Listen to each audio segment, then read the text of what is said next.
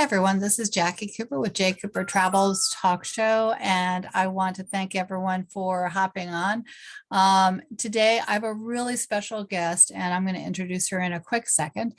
So I wanted to share with everyone who might be new to JCooperTravels my background, what the talk show is all about, and where we're going today. So the travel side I've loved for many years, and I started J Cooper Travels with the idea that I was going to talk about where to go around the world. And then, as everyone knows, COVID happened. And so it kind of paused us, but it was a good pause in some ways because of the fact that it kind of allowed us to reflect on our own personal journeys, just, also where we're going in the world, but how we're also interacting with each other. And I know that my background's law, but I'm also a teacher, and I'm also, a mom and involved in a lot of other projects. So, how we travel in life covers many different areas. And that's why I'm always excited to meet new people, find out more about what they're doing. And today I have a woman on who is an author, and she's an inspiration to many. Again, she's going to share her personal story and journey, but I'm always excited to meet someone who's making a difference and having them on my talk show. So, Teresa, how are you doing today? Hi, Miss Cooper. I'm fine. How are you? I'm good. I'm good. So why don't you go ahead and introduce yourself? And also, I know for those that are on the talk show side, you're not seeing the visual, but the copy of her book is behind her. And we're going to be mentioning the website where you can get the story. But if you don't have paper and pen, don't worry. The information will be in the blog below. And you'll be able to, hop over and get the story. And if you hear the little bells, I do apologize. Though that's my phone. It's ringing up because people are so excited about her being on. So why don't you go ahead and share a little bit about your background? Sure. I grew up in the Tidewater area, Newport News, Hampton. After school, I moved to Washington, D.C. High School to go to school.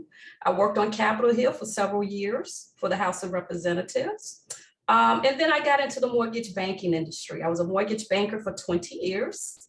My husband and I, we had our own mortgage company called Swift One Mortgage in Fairfax, Virginia. And of course, during the housing bubble, it took us down. Mm-hmm. So I had to reinvent myself. So I reinvented myself as an author. I started my writing career, and I had a hard time finding a traditional publisher. So my husband and I, we started our own publishing company called Funtext Publishing out of Largo, Maryland. So we had that up and running for several years. And also we have a nonprofit organization called Need Change Now. We just got our 501c3 status the latter part of last year. So we're looking forward to bringing that organization into manifestation. And we also have a tax company called Griffin and Johnson Tax Prep. So we try to do, my husband tells me all the time, he said, you keep throwing enough stuff against the wall, something that's finally going to stick. So we've been throwing enough stuff, so it seems like things are starting to stick for us. So that's a little bit about my background. I just love people. I just love helping. I love writing, traveling, so I'm excited to talk about that part of the show. But that's about me. I'm a grandmother and a mother. And of course, I'm a wife. Yeah. You know what I'm really excited to talk with you about are your insights, both as an entrepreneur, as a businesswoman. And I love the fact that you diversified. A lot of times we think that we have to stay in one area, but just like, your husband mentioned, it is important to think outside the box and to have multiple paths because, like myself, when travel kind of waned because of COVID, you pick up the other ball and you go with that, so that way you have, it's always a juggle act. It's just a question of which one are you going to be juggling right now. And especially if you have good people on your team, you can manage and maneuver more than one. So, so tell me more about your book. And I love the fact that you created a publishing company, and you were helping other people. So tell me more about the book and what the guidance in terms of writing. Okay. The name of the book is Mint, M-I-N-T, like the candy mint. It is a historical fiction. It's about a woman who was born in 1856. She was born during slavery. And once slavery was over with, she received her freedom papers and she moved to New York. And she always dreamed of being a business owner, even as a slave. When she would lay in the book, there's a magical place she used to like to go. And she would go to this sunflower patch and she would just lie there and dream of being an entrepreneur. So once she became a free woman, she became an entrepreneur. She became a very successful woman. She had several businesses and she was able to send her grandson. She raised her grandson. She was able to send her grandson to college. The book she's telling a story in 1966. So she's telling a story to her grandson. So she keeps going back in history. So she's going from 1966 to the 1800s. And the story is so amazing because Mrs. Cooper, when people read this book, they honestly believe I sat down and had this conversation with this young lady. She told me all these little secrets, but I made the whole story up. But it is definitely a page turner. A lot of people say they learn a lot from the book because I did a lot of research. I did 3 months of research before I honestly sat down and started writing the book because I wanted to be as accurate as possible, especially when you're going back to the 1800s. So there's a lot of things that I had to do as the author because I want the book to seem real and sound like I did my job because a lot of people really think the book is real. And what's so funny, when I finished Mint 1, everybody wanted her to keep telling these stories because the story that she's telling they are amazing. So I wrote Mint 2. Awesome. Yes, so that will be coming out next year. Mint 2. So where can people find the book? You can go to Barnes & Noble website. You can go to Amazon. You can go to Goodreads, Book Depository, and Discover Books. So okay, we're out there. My social media platform, everything is Mint, M-I-N-T by Teresa, and Teresa is spelled Teresa without the H. So if you put in, when you go on Amazon, you put in Mint by Teresa or YouTube or Facebook, Instagram, Mint by Teresa, you'll find me. that's awesome. And as I mentioned to everyone else, on the show, the contact information will definitely be in the blog below. So, why did you decide that in your imagination and everything, why did you decide that she wanted to be an entrepreneur? And did she, in the story, had she learned about, how did she learn about what that means, and what gave her the courage to kind of strike out and do that? When she was a little girl, she was always watching. I had her, she was always watching the older slaves. So, and one of the reason why I wrote this book this way, because she was able to learn to read, write, count money, and do math as a slave. So what she did, because she knew running a plantation was a business. Yeah, for sure. It was a business. So she would watch her master and she saw how he was operating as a business, because there's stories out there about slavery, but this is a different type of story because she had Pete, that was his first name. He was very kind to her. Okay, so he wanted his slaves to have book hands, not whole hands. That was his philosophy. He wanted them to learn first. And a lot of the other slave owners used to frown upon that, but she was given that opportunity. So she was like a little sponge soaking up everything. So she said she saw that she could control her own destiny by being a business owner. And she went, and that's what she did. She became a business owner, very successful business. She has several businesses, and you learn about her businesses throughout her storytelling. So when she was older, what kind of struggles did she have? Because I'm sure that success wasn't easy. So even though she was very persistent. Well, I'm gonna be honest with you, Mrs. Cooper, because we're dealing with part of the book is, slavery. So Mhm. there are some dark chapters in the book. I'm not gonna sit here and tell your readers that it's not, but I wrote it that way. But as far as the first struggle was when she wanted to start her own business and she realized nobody would rent a building to her because she was an African American. I mean, back then she was considered a colored woman. Yeah. Which that was unheard of in the late 1800s because it was really a man's world. So she knew she had a difficult time, even just getting a building. So she was able to get over that obstacle. And she just played this game. It was a game to her because she was like, if a man can do it, I can do it also. So she just played this game and she played it very well to the end because she lived to be, at the end of the book, she's at 100, over 100. She's 110 and she's going and, back in history telling her story. But she just watched and she, like I said, people don't understand. And I mentioned that in the book that plantation was a business. It wasn't just about controlling people and selling slaves. It was actually a business. And her slave master, Pete Robinson, he had a very successful business. And she modeled after that because he told her at the end of the day is supply and demand. You supply the demand for the people, and that's how your business became successful.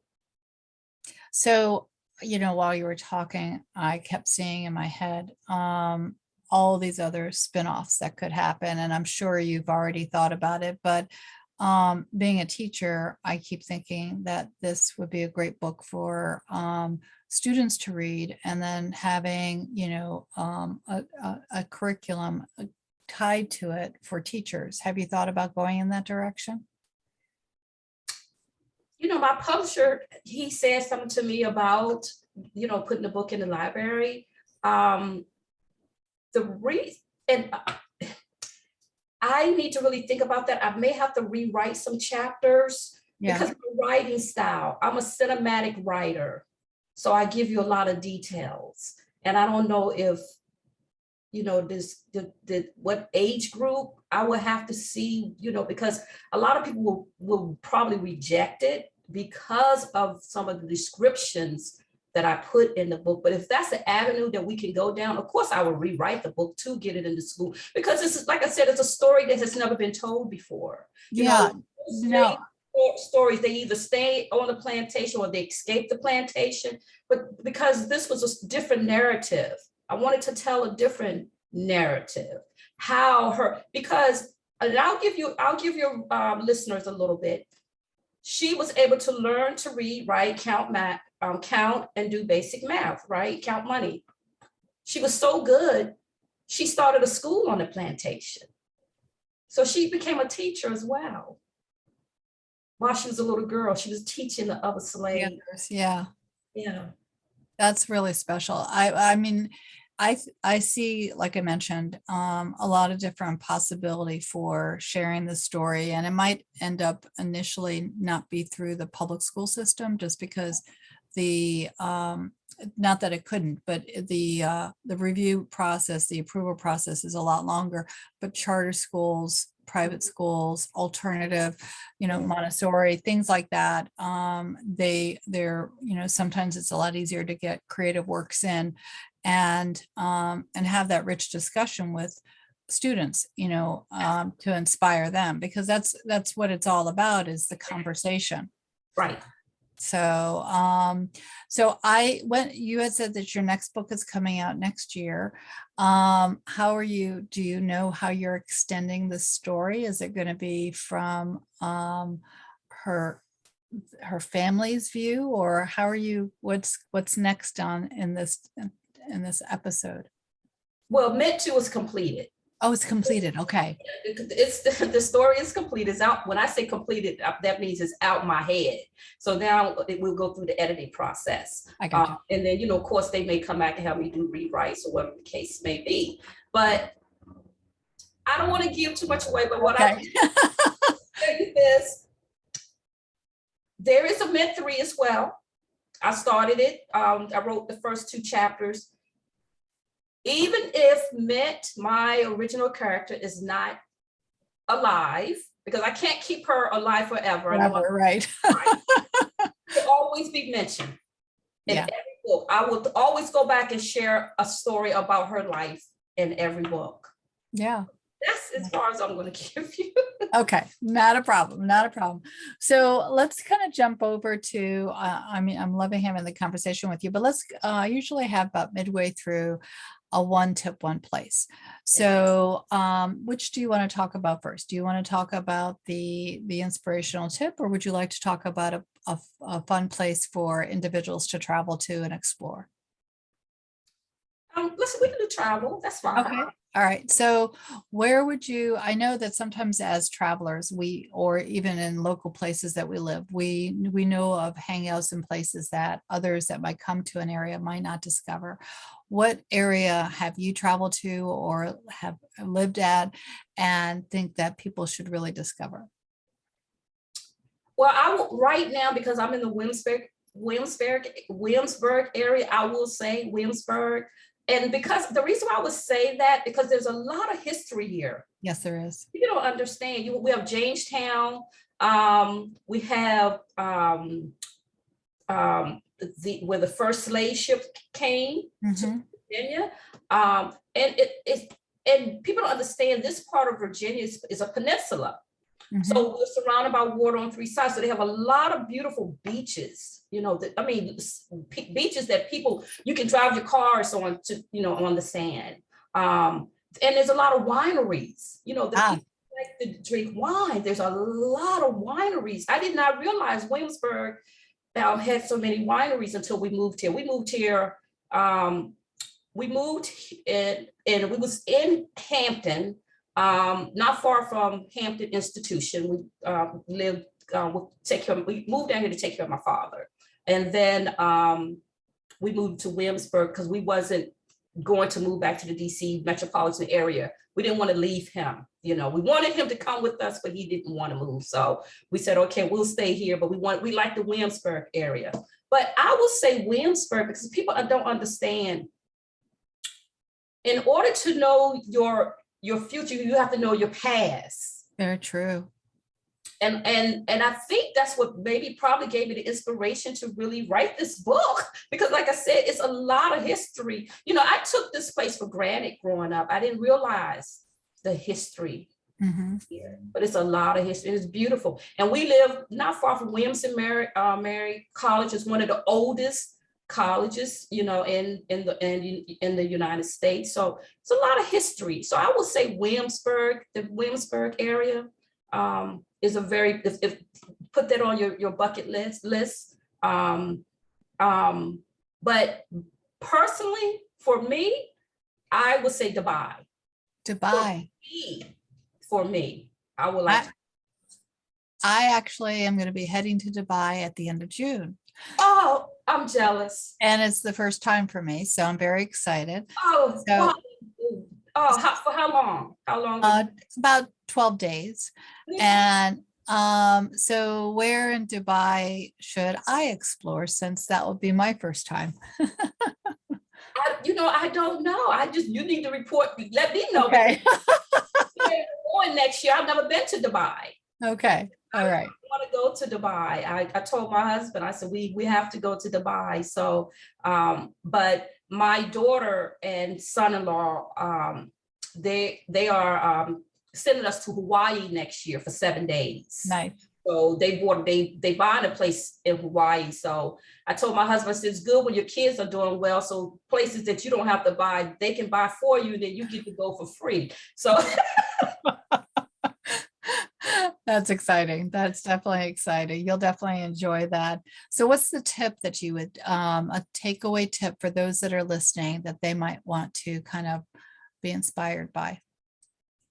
You know what I would say, Miss Cooper? To always hold on to your dreams, Yes. because that's what Mint did. Mint held on to her dreams. And, you know, I was thinking about this when you asked me earlier, and I said, you know what? Dreams. And this is what I'm going to tell your audience. DREAMS. Demanding your reality with eagerness and manifesting until it is supportive. So until it shows up. That's what I will say. Don't ever give up on your dream. Demand it with eagerness until it manifests into what you want it to be. That's So beautiful. That's absolutely beautiful. And it's a great, inspiring tip for anyone who's listening. Because a lot of times there are different things that happen within our personal lives that kind of sometimes make us forget. yes, So that is great. So for everyone who's here, remember, thank you so much for hopping on. Definitely like and subscribe. All the links will be below, so you'll be able to get the book and the future book as well.